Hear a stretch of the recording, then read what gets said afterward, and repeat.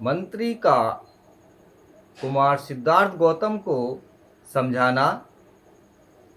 उदय जो राजा शुद्धोधन का मंत्री था, वह समझ गया कि तरुणियां असफल रही हैं और राजकुमार ने उनमें कोई दिलचस्पी नहीं ली।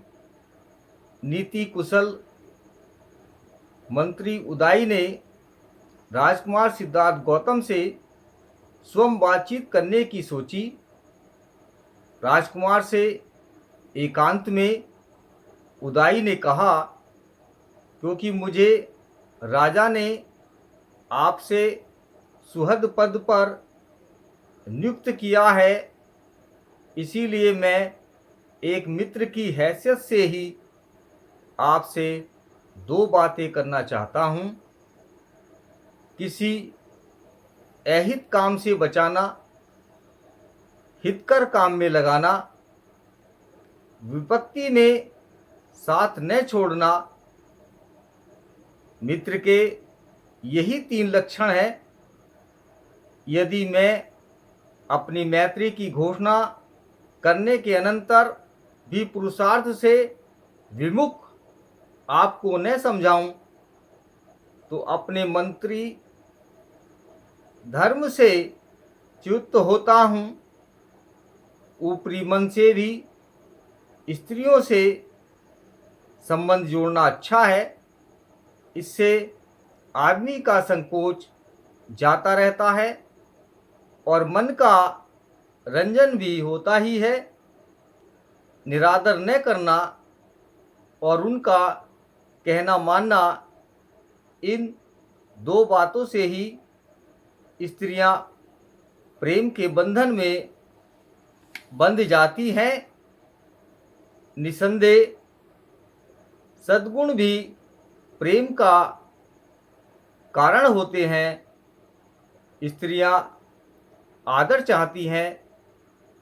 हे विशालाक्ष, क्या आप ऊपरी मन से भी उनके सौंदर्य के अनुरूप शालीनता दिखाने के लिए उन्हें प्रसन्न रखने का कुछ प्रयास न करेंगे? दाक्षिण्य अर्थात दयालुता ही स्त्रियों की औषध है। दाक्षिण्य ही उनका अलंकार है। बिना दाक्षिण्य का सौंदर्य पुष्पविहीन उद्यान के समान है। लेकिन अकेले दाक्षिण्य से भी क्या, उसके साथ हृदय की भावना का भी मेल होना चाहिए। इतनी कठिनाई से हस्तगत हो सकने वाले काम भोग जब आपकी मुट्ठी में है, तो निश्चय से आप उनका तिरस्कार नहीं करेंगे। काम को ही सर्वप्रथम पुरुषार्थ मानकर प्राचीन काल में इंद्र तक ने गौतम ऋषि की पत्नी अहिल्या का आलिंगन किया। इसी प्रकार अगस्त्य ऋषि ने भी सोमवार्या रोहिणी के साथ रमण किया और श्रुति अनुसार लोप मुद्रा के साथ भी यही बीती। औथ तथ्य पत्नी मरुत की पुत्री ममता के साथ ऋषि बृहस्पति ने सहभोग किया और भरद्वाज को जन्म दिया। अर्घ्य अर्पण करती हुई बृहस्पति की पत्नी को चंद्रमा को ग्रहण किया और दिव्य बुध को जन्म दिया। इसी प्रकार पुरातन समय में रागातिरेक से पराशर ऋषि ने यमुना तट पर वरुण पुत्र की पुत्री काली के साथ सहवास किया।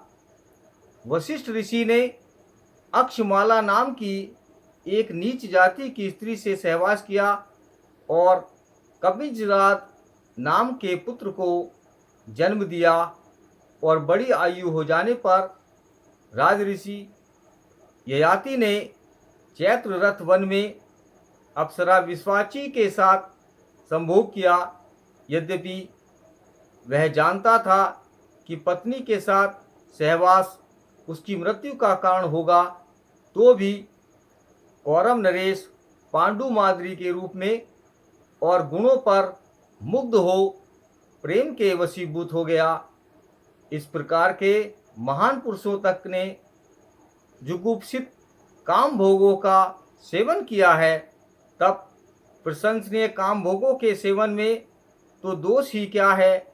यह सब होने पर भी आश्चर्य है कि शक्ति, तारुण्य और सौंदर्य से संपन्न आप उन काम भोगों की उपेक्षा कर रहे हैं जिन पर न्यायतः आपका अधिकार है और जिनमें सारा जगत आसक्त है। अश्वघोष बुद्धचरित में भी यह जिक्र आया है। मेरी वीडियो को जिन्होंने सब्सक्राइब नहीं किया है वह लाइक और सब्सक्राइब करना ना भूलें। नमो बुद्धाय।